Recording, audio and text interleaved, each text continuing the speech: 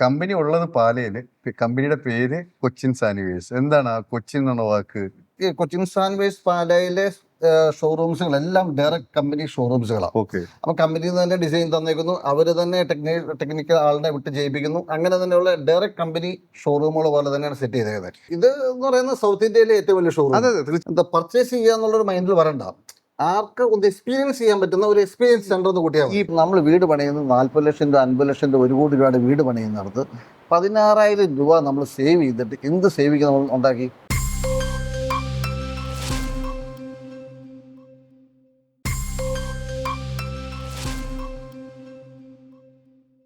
നമസ്കാരം. ഞാനിന്ന് നിൽക്കുന്നത് കൊച്ചു സാനിവേഴ്സിൻ്റെ ഫ്രണ്ടിലാണ്. ആക്ച്വലി ഇൻവാക്സ് ഒരു പുതിയൊരു സെഗ്മെൻറ്റ് സ്റ്റാർട്ട് ചെയ്യണം, ഇൻവാക്സ് സ്റ്റോറീസ് എന്ന് പറഞ്ഞിട്ട്. അതെന്താണെന്ന് ഉദ്ദേശിച്ച് കഴിഞ്ഞാൽ ഞങ്ങളോടൊപ്പം വർഷങ്ങളായിട്ട് ട്രാവൽ ചെയ്യുന്ന ഞങ്ങളുടെ ക്ലയൻസിനെ ഇൻട്രൊഡ്യൂസ് ചെയ്യുക, അവരുടെ എക്സ്പീരിയൻസ് ഷെയർ ചെയ്യുക, അവരുടെ ഇൻവാക്സുമായിട്ടുള്ള എക്സ്പീരിയൻസ് ഷെയർ ചെയ്യുക.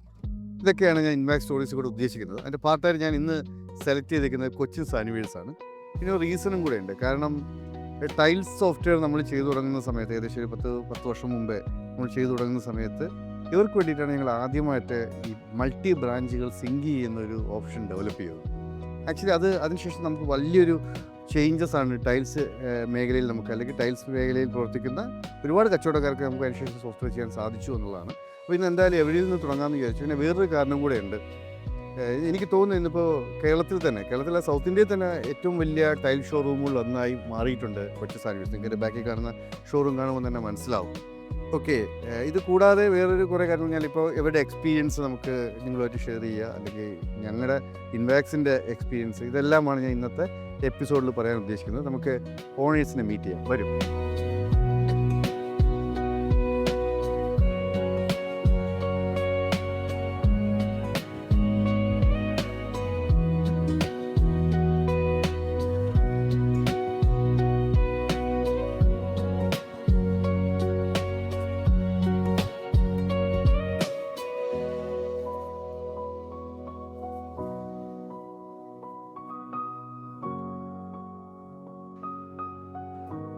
നമസ്കാരം. ഹായ്. സോറി, നിങ്ങളുടെ ഇനാഗുറേഷൻ എനിക്ക് എത്താൻ പറ്റിയില്ല. അപ്പോൾ ഇന്ന് ഈ പറയുന്ന കുറച്ച് വിശദമായിട്ട് നമുക്ക് ഷോറൂം കാണാൻ ഇപ്പോഴാണല്ലോ അവസരം. അപ്പോൾ നമുക്കൊന്ന് കണ്ടേക്കാമെന്ന് വിചാരിച്ചു. എപ്പോൾ ഏത് പരിപാടിക്കും ഇനാഗുറേഷൻ വിളിച്ചാലും പോകരുത്, ഇനാഗുറേഷൻ കഴിഞ്ഞിട്ട് ചെല്ലുക. അവർക്കും സന്തോഷം, പക്ഷെ അവർക്കാണെങ്കിലും ഒന്ന് ആൾക്കാർ സംസാരിക്കാനൊക്കെ സൗകര്യം അതാണല്ലോ. അല്ല, അന്ന് എനിക്ക് ഒഴിവാക്കാൻ പറ്റാത്തൊരു പേഴ്സണൽ കാര്യം ഉണ്ടായിരുന്നു. അതുകൊണ്ടാണ്. പിന്നെ ഈ പറയുന്ന പോലെ സ്വസ്ഥമായിട്ട് സംസാരിക്കാൻ നമുക്ക് പറഞ്ഞായിരുന്നു. അതെ അതെ, കറക്റ്റ്. എനിക്ക് എന്തായാലും സൗത്ത് ഇന്ത്യയിലെ ഏറ്റവും വലിയ ഷോറൂം കാണാനുള്ള ഒരു വലിയൊരു ആകാംക്ഷയിലാണ് ഞാൻ. നമുക്ക് ഷോറൂം ഞാൻ ഇതുവരെ കണ്ടില്ല. നമുക്ക് ഇവിടെ നിന്ന് സംസാരിക്കാൻ നമുക്ക് താഴോട്ട് പോയി പിന്നെ ആദ്യം നിങ്ങളൊന്ന് ഷോറൂം കാണിക്കും. നമുക്ക് ഷോറൂം കാണാം. വരും.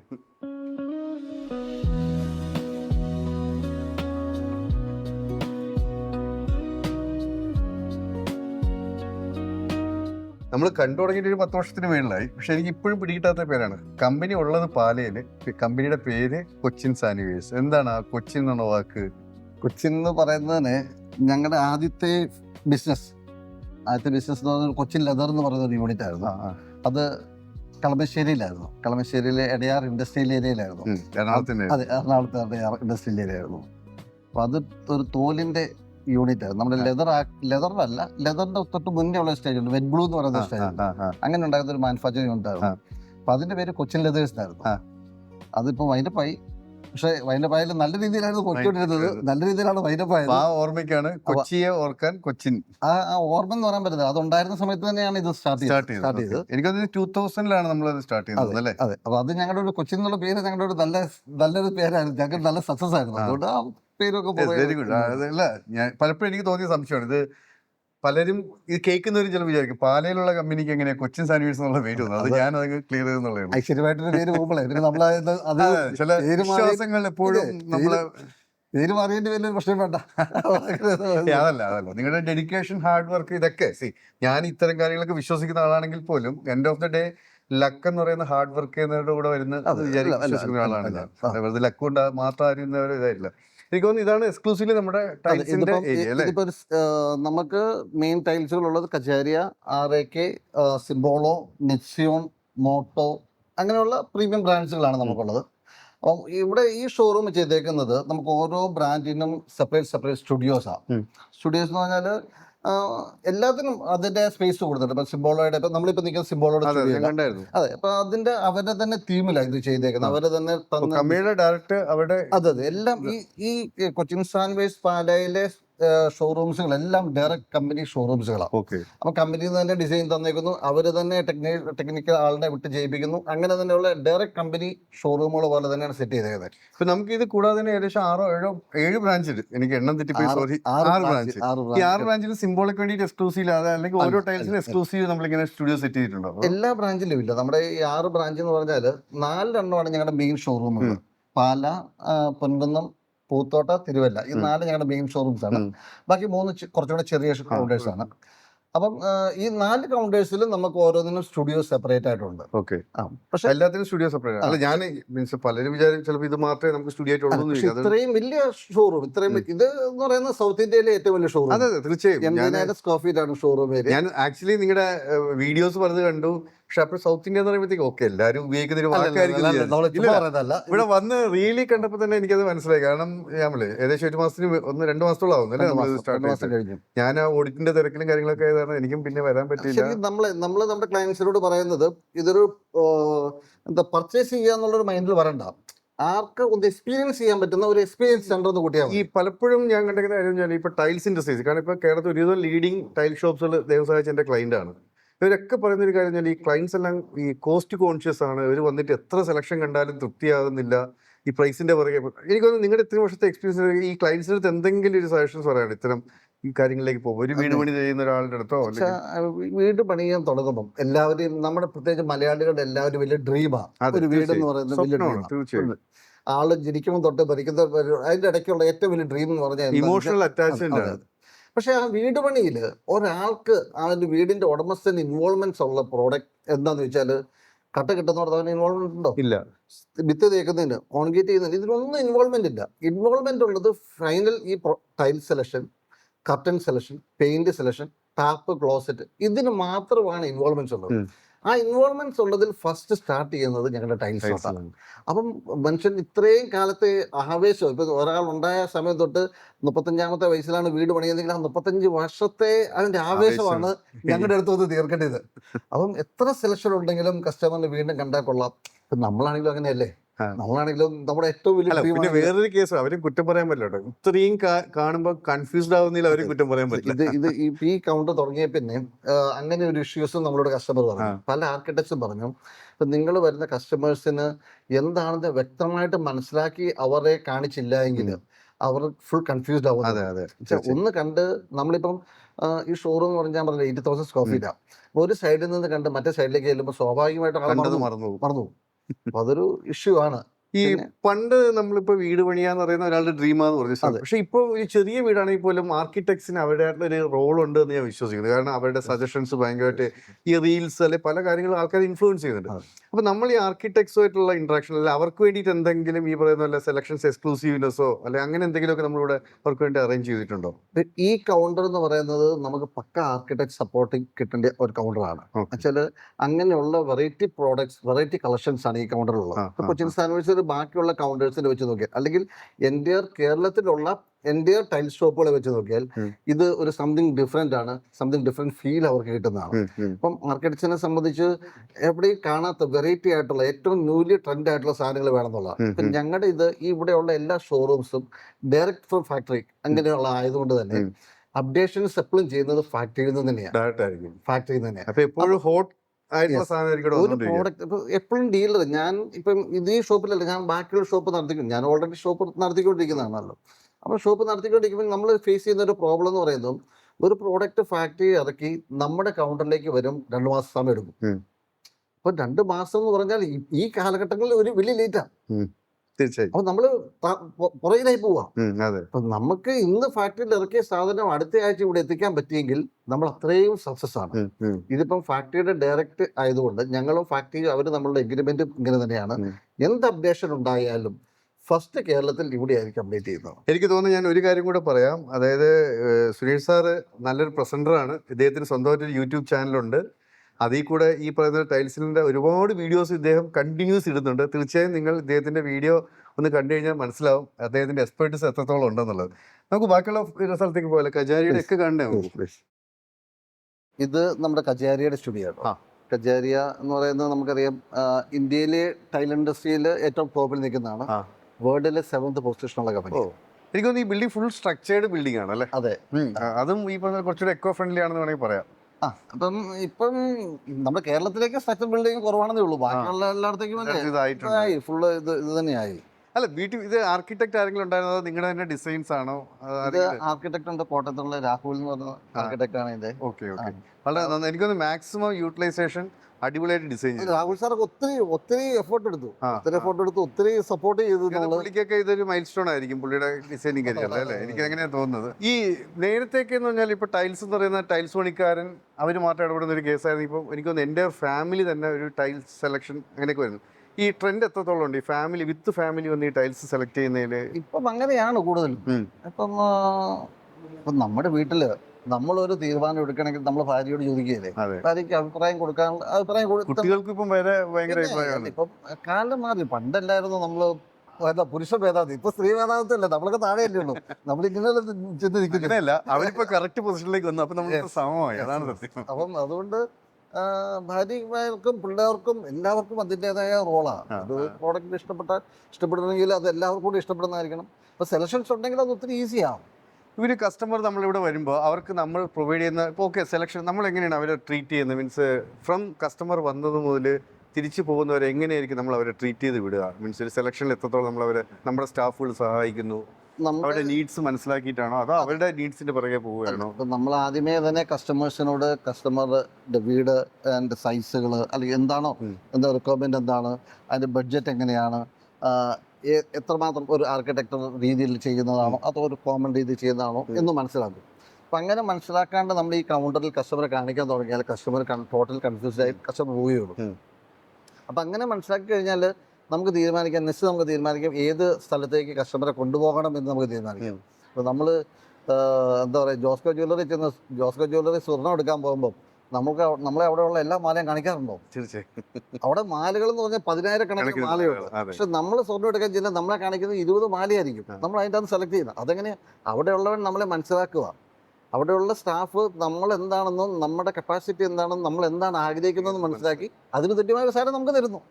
നമ്മൾ ഹാപ്പിയായി. അതെ. അല്ല എനിക്ക് ഇപ്പോഴൊരു മോഡേൺ ട്രെൻഡ് അനുസരിച്ച് എൻ്റെ ഒരു എക്സ്പീരിയൻസ് എനിക്ക് തോന്നിയാൽ വരുന്ന കസ്റ്റമറുടെ അടുത്ത് നമ്മളൊരു ചെറിയ ബ്രീഫിംഗ് അവരെ എടുത്തില്ല. അവരുടെ റിക്വയർമെൻറ്റ് എന്താണ്, എത്രയാണ് അവരുടെ ബഡ്ജറ്റ്, പ്ലസ് അതിൻ്റെ പ്രോസ് ആൻഡ് കോസ്റ്റ്. ഇപ്പോൾ ചില സ്ഥലങ്ങളിൽ അവർ ചോദിക്കുന്നത് മാത്രം കാണിച്ചു കൊടുക്കുന്ന രീതിയാണ്. ചിലപ്പോൾ അത് അവർക്ക് ഒട്ടും യൂസ്ഫുൾ ആയിരിക്കില്ല.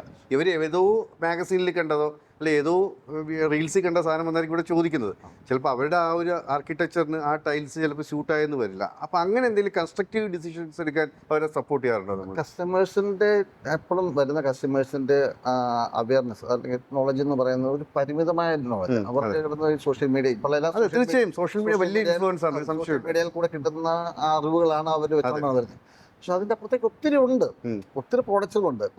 ഇപ്പം എനിക്ക് ഇൻട്രസ്റ്റഡ് ആയിട്ടുള്ള കാര്യങ്ങൾ മൊബൈലിൽ നോക്കുമ്പോൾ അതുമായിട്ട് കണക്റ്റഡ് ആയിട്ട് മാത്രമേ വരുള്ളൂ. നമ്മളെല്ലാം നോക്കുന്ന മൊബൈലിലാണ് സമയം. അപ്പം അതല്ലാണ്ട് ഒത്തിരി കാര്യങ്ങളുണ്ട്. അപ്പം ഒരു കസ്റ്റമറിന്റെ ബഡ്ജറ്റ് നമുക്ക് മനസ്സിലാക്കിയാൽ ആ ബഡ്ജറ്റിൽ നമുക്ക് എത്ര ഭംഗിയാക്കാവുന്ന നമുക്ക് തന്നെ ഡിസൈഡ് ചെയ്യാം. തീർച്ചയായും. ഇപ്പം നമുക്ക് അതിനെ സെൽഫ് ചെയ്യാനുള്ള അതിന് തന്നെ ഉള്ള കപ്പാസിറ്റി ഉള്ള ആൾക്കാർ നമ്മുടെ ട്രെയിൻഡ് സ്റ്റാഫ്സ് ഉണ്ട്, കോഴ്സിലുണ്ട്.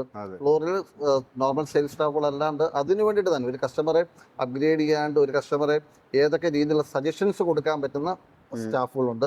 അപ്പം അവരുടെ പ്രസൻസ് എപ്പോഴും ഉണ്ട്. അപ്പം അത് കസ്റ്റമറിന് യൂസ്ഫുൾ ആണ്. ഇപ്പോഴത്തെ ഒരു ടൈൽസിന്റെ ട്രെൻഡ് എന്താണ്? ഒരിടയ്ക്ക് എനിക്ക് തോന്നുന്നത് വിട്രിഫൈഡ്, അതിന് മുമ്പുണ്ടായിരുന്ന സിറാമിക് ടൈൽസ്, വിട്രിഫൈഡ്, ഇപ്പൊ ഡിജിറ്റൽ ടൈൽസ്, അങ്ങനെ കുറെ. ഇപ്പോഴത്തെ ട്രെൻഡ് എന്താണ് അങ്ങനെ നോക്കുകയാണെങ്കിൽ? ഈ ഡിജിറ്റൽ ടൈൽസ് എന്ന് പറയുന്നത് വിട്രിഫൈഡ് ടൈൽ തന്നെയാണ്. വിട്രിഫൈഡ് ടൈൽസിന് മുകളിൽ ഒരു കോട്ടിങ് വരുന്നതാണ്. അപ്പം നേരത്തെ പറയുന്ന ഇതൊക്കെ ഡബിൾ ചാർജ് വിട്രിഫൈഡ് ആണ്. ഡബിൾ ചാർജും അല്ലെങ്കിൽ ഫുൾ ബോഡി വിട്രിഫൈഡ് എന്നൊക്കെ പറയുമ്പം അതിന് ഒത്തിരി ലിമിറ്റേഷൻസ് ഉണ്ടായിരുന്നു. ഇപ്പം ഡിജിറ്റൽ ടൈൽസുകൾ വന്നതോടുകൂടി നമുക്ക് എന്ത് വേണമെങ്കിലും സ്വപ്നം കാണാം. അല്ലെങ്കിൽ നമ്മൾ എന്ത് സ്വപ്നം കാണുന്നോ അതെല്ലാം നമുക്ക് ടൈലിലേക്ക് വെക്കാം. സാറിൻ്റെയും സുന്ദരമായ മുഖം നമുക്ക് ടൈലിലേക്ക് വെക്കണം, നമുക്ക് ടൈലിലേക്ക് വെക്കാം. എന്തും നമുക്ക് ടൈലിലേക്ക് വെക്കാൻ പറ്റുന്ന, എന്തും പ്ലേസ് ചെയ്യാൻ പറ്റുന്ന അവസ്ഥയിലാണ് ഇപ്പോൾ. വേറൊരു കേസ് ഞാൻ ശ്രദ്ധിച്ചിട്ടുണ്ടെങ്കിൽ ഇപ്പോൾ ഈ കജാരിയ അല്ലെങ്കിൽ ഇപ്പോൾ സിംബോളോ അല്ല RK പോലുള്ള ബ്രാൻഡഡ് കമ്പനികളുടെ ഉണ്ട്. കമ്പാരിറ്റീവ് ആൾക്കാരുടെ തോട്ട് പ്രോസസ് ഇത് ഭയങ്കര വിലയാണെന്നുള്ളൊരു ചിന്തയിൽ പലപ്പോഴും ഒരു ബ്രാൻഡഡ് അല്ലാത്ത ടൈൽസിൻ്റെ പുറകെ പോകുന്ന എൻ്റെ ശ്രദ്ധയിൽപ്പെട്ടിട്ടുണ്ട്. അപ്പോൾ ഞാൻ പലരും സജസ്റ്റ് ചെയ്യാണ് നിങ്ങളുടെ വീടെന്നുള്ളതിൽ അവിടെ കോംപ്രമൈസ് ചെയ്യാൻ നിൽക്കുന്നത്. കാരണം ഫ്ലോർ എന്ന് പറഞ്ഞാൽ ഒരു വീടിൻ്റെ മുഖം പോലെ നമുക്ക് തോന്നേണ്ട ഒരു കാര്യമാണല്ലോ. അവിടെ എന്താണ് സാറിൻ്റെ ഒരു എക്സ്പീരിയൻസ്, ഒരു എത്രത്തോളം ഈ അൺബ്രാൻഡഡിലേക്ക് പോകുന്നതിനെ കുറിച്ച്? സാർ പറയുന്നത് വാസ്തവമാണ്, അൺബ്രാൻഡിലേക്ക് പോകുന്ന കുറച്ച് പേരുണ്ട്. പക്ഷെ ഞാൻ എപ്പോഴും അവരോട് ചോദിക്കുന്നത്, നമ്മുടെ വീട്ടിൽ ഏറ്റവും വലിയ കമ്പ്യൂട്ടർ നമ്മൾ വീട് പണിയും എന്നുവെച്ചാൽ അത് പോകരുത്. ഏറ്റവും കൂടിയ സിമെന്റ് വീട് നമ്മൾ യൂസ് ചെയ്യും. പക്ഷെ ടൈല് സെലക്ട് ചെയ്യുമ്പോൾ ചില ആൾക്കാർ തോന്നുമ്പോൾ എനിക്ക് ഏറ്റവും കുറഞ്ഞ മതി. ഏറ്റവും തെറ്റായ ഒരു ഡിസിഷനാണ്. എന്നുവെച്ചാൽ നമ്മുടെ വീട്ടിൽ നമ്മൾ എൻജോയ് ചെയ്യുന്നത്, നമ്മൾ സിമെന്റ് എൻജോയ് ചെയ്യുന്നില്ല, കമ്പി എൻജോയ് ചെയ്യുന്നില്ല. നമ്മൾ ഈ കഷ്ടപ്പെട്ട് വീട് പണിത് നമ്മൾ എൻജോയ് ചെയ്യുന്ന പ്രോഡക്റ്റിൽ നമ്മൾ കുറച്ച് കാണിച്ചിട്ട് എന്താ കാര്യം ഇരിക്കുന്നത്? പിന്നെ ഒരു പലപ്പോഴും പറയാറുണ്ട്, ചില ആൾക്കാരൊക്കെ പറയുന്നുണ്ട്, എൻ്റെ വൈഫിൻ്റെ വീട്ടിലിട്ട് കജാരിയുടെ ടൈൽസ് അവരെന്നോട് പറഞ്ഞു 22 വർഷം മുമ്പ് അവർ കിച്ചണിലിട്ട ടൈൽസ് ഇപ്പോഴും അതുപോലെ തന്നെ കിടക്കുന്നു. 22 വർഷം മുമ്പ് കിച്ചണിലിട്ട ടൈൽസാണ് ഇപ്പോഴും അതുപോലെ കിടക്കുന്നു. വേറെ ഏത് ബ്രാൻഡിന്റെ അങ്ങനെ കിടക്കും? ഞാൻ വേറെ ബ്രാൻഡുകൾ ബ്രാൻഡഡ് ടൈൽസുകളാണ് കിടക്കും, അതല്ലാതെ ലോക്കൽ ടൈൽ കിടക്കുമോ? ഒരു നോൺ ബ്രാൻഡഡ് ടൈൽസുകൾ എടുത്താൽ ഇപ്പം നല്ല ഫിനിഷിംഗ് ആയിരിക്കും, പക്ഷെ നമ്മുടെ ആവശ്യമല്ല 10 വർഷം കഴിയുമ്പോൾ ഇതേ ഫിനിഷിംഗ് ഉണ്ടാകുക എന്നുള്ളതാണ്. അല്ല, എനിക്ക് തോന്നുന്നു ഈ പറഞ്ഞ മിക്കവാറും ആൾക്കാരുടെ ഒരു ഫിനിഷിംഗ് സ്റ്റേജിലേക്ക് ഇത് എത്തുമ്പോഴത്തേക്ക് അവരുടെ കയ്യിലെ കാശൊക്കെ ഇങ്ങനെ ഷ്രിങ്ക് ചെയ്ത് തുടങ്ങുന്ന സമയത്തായിരിക്കാം. അതുകൊണ്ടായിരിക്കും ഈ കോസ്റ്റ് ഓവർ കോൺഷ്യസ് ആവും. പക്ഷേ എനിക്ക് തോന്നുന്നത്, ഞാൻ വെറുതെ പറഞ്ഞല്ലോ, ഒരു വീടിൻ്റെ ഫേസ് എന്ന് പറയുന്നത് ഫ്ലോറാണ്. നമ്മൾ ഏതൊരു വീട്ടിൽ ആദ്യം ചെന്നാലും താഴേക്കല്ലേ ആദ്യം നോക്കുക എങ്ങനെയുണ്ട് ഫ്ലോർ എന്നുള്ളത്. സാർ, ആൾക്കാരത് ചിന്തിക്കുന്നതിൻ്റെ കുഴപ്പമാണ് സാറേ. എന്നുവെച്ചാൽ ഒരു ബെഡ്റൂം 200 സ്ക്വയർ ഫീറ്റ് ആയിരിക്കും ഒരു ബെഡ്റൂം. 4 ബെഡ്റൂം എന്ന് പറഞ്ഞാൽ 1000 square feet, 800 square feet. 800 square feet 20 രൂപ വെച്ച് വ്യത്യാസം വന്നത് എത്ര രൂപ? സാർ ഞാനെങ്കിൽ മൊബൈൽ കൂട്ടണം കേട്ടോ. സാർ പറഞ്ഞേ ഇല്ല, അത് നമ്മൾ യെസ് 16,000 രൂപയേ ഉള്ളൂ. 16,000 രൂപയ്ക്ക് നമ്മൾ വീട് പണിയുന്നത് 40 ലക്ഷം രൂപ 50 ലക്ഷം രൂപ 1 കോടി രൂപയുടെ വീട് പണിയുന്നിടത്ത് 16,000 രൂപ നമ്മൾ സേവ് ചെയ്തിട്ട് എന്ത് സേവിങ് നമ്മൾ ഉണ്ടാക്കി? അല്ല, ഈ ഒരു കണക്ക് ആക്ച്വലി വലിയൊരു കണ്ണുറപ്പിക്കുന്ന കണക്കാട്ടോ. കാരണം ആൾക്കാർ പലപ്പോഴും വലിയൊരു ചെറിയ വ്യത്യാസം 2 രൂപ അല്ലെങ്കിൽ 3 രൂപ 5 രൂപ വ്യത്യാസത്തിനാണ് ഈ ലോക്കൽ ടൈൽസിലേക്കോ അല്ലെങ്കിൽ അങ്ങനെയുള്ള രൂപ എന്ന് പറഞ്ഞാൽ 2000 സ്ക്വയർ ഫീറ്റ് ഉള്ള ഒരു വീടാന്ന് കൂട്ടുക. 2000 സ്ക്വയർ ഫീറ്റ് ഉള്ള ഒരു വീട് പണിയണമെങ്കിൽ നല്ല രീതിയിൽ പണിത് കഴിയുമ്പോൾ 50 ലക്ഷം രൂപയായി അല്ലേ? 50 ലക്ഷം രൂപ ഇല്ലാത്ത 5 രൂപ വെച്ച് 2000 × 5 10,000 രൂപ ലാഭിച്ചിട്ട് ഒരു കാര്യം എന്തെങ്കിലും കാര്യമുണ്ടോ? ഒരു 3 ദിവസം പുറത്ത് ഭക്ഷണം കഴിക്കണമെന്ന് വെച്ചാൽ പോലെ ഫാമിലിയായിട്ട് ഒരു 3 ദിവസം ഔട്ടിങ് കട്ട് ചെയ്തു തീർന്നില്ലേ? അല്ല, അത് നല്ല കാര്യമാണ്. അല്ല, അത് എപ്പോഴും നമ്മൾ ശ്രദ്ധിക്കേണ്ടത് ഇതൊക്കെ ശ്രദ്ധിക്കേണ്ടത്. അല്ല, നൈസ് തോട്ട്, അത് നല്ലൊരു തോട്ടാണ്. കാരണം ഈ സിംപ്ലിഫൈ ചെയ്ത് കൊടുക്കുക എന്ന് പറയും ആൾക്കാർ. ചിലത് ഈ പറഞ്ഞ പോലെ എന്തോന്ന് ചെറിയൊരു ലാഭത്തിന് വേണ്ടിയിട്ട് വലിയ നഷ്ടങ്ങൾ വരുത്തി വെക്കുന്ന ആൾക്കാരുണ്ട്. സ്വാഭാവികമായിട്ടും ഈ പറഞ്ഞ ഒരുപക്ഷെ അവരെ ഗൈഡ് ചെയ്യുന്ന ആൾക്കാരുടെയും കുഴപ്പം കൊണ്ടൊക്കെ ആയിരിക്കാം.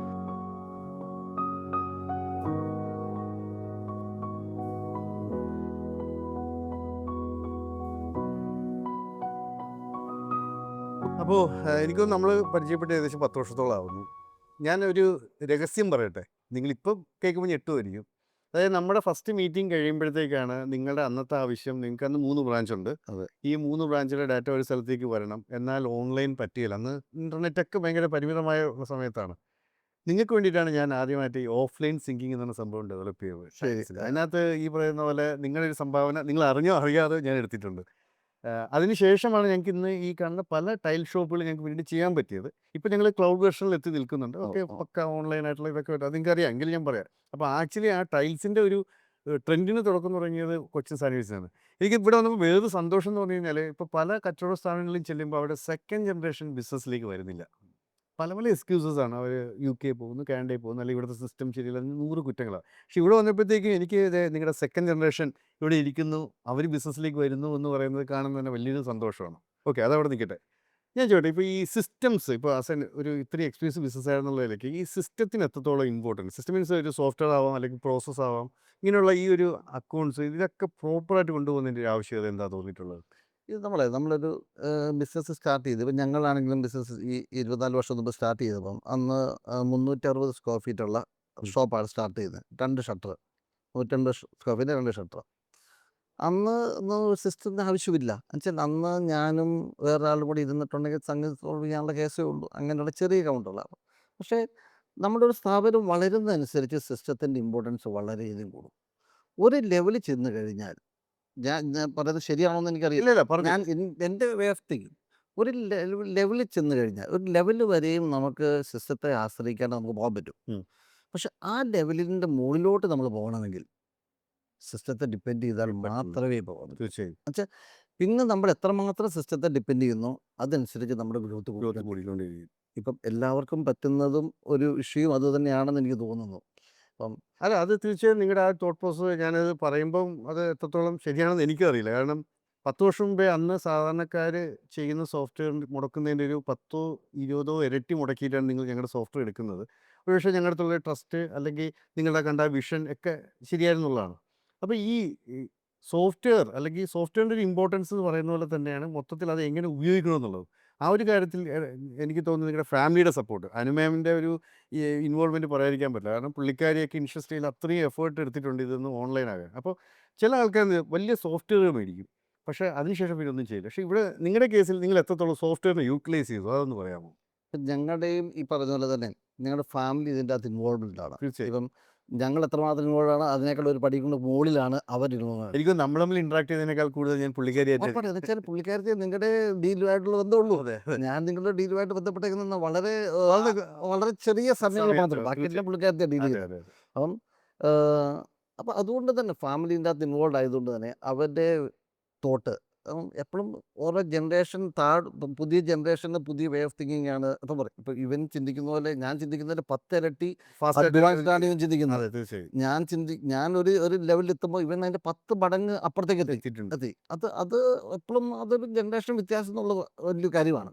ഞാനും എൻ്റെ ഭാര്യയും തമ്മിൽ അങ്ങനെ തന്നെയുണ്ട്. എന്ത് സംഗതി ഞാനും ഭാര്യ ഒന്നാണെങ്കിലും അവളും ആണെങ്കിൽ പറയാം അടുത്ത ജനറേഷൻ എന്ന് വേണമെങ്കിൽ പറയാം. വലിയ വ്യത്യാസമൊന്നുമില്ല കേട്ടോ. ഞാൻ വലിയ കളവരായത് ആൾക്കാർ വിചാരിക്കും ഞാൻ കളവരാന്നുള്ളതല്ല, അങ്ങനെയല്ല.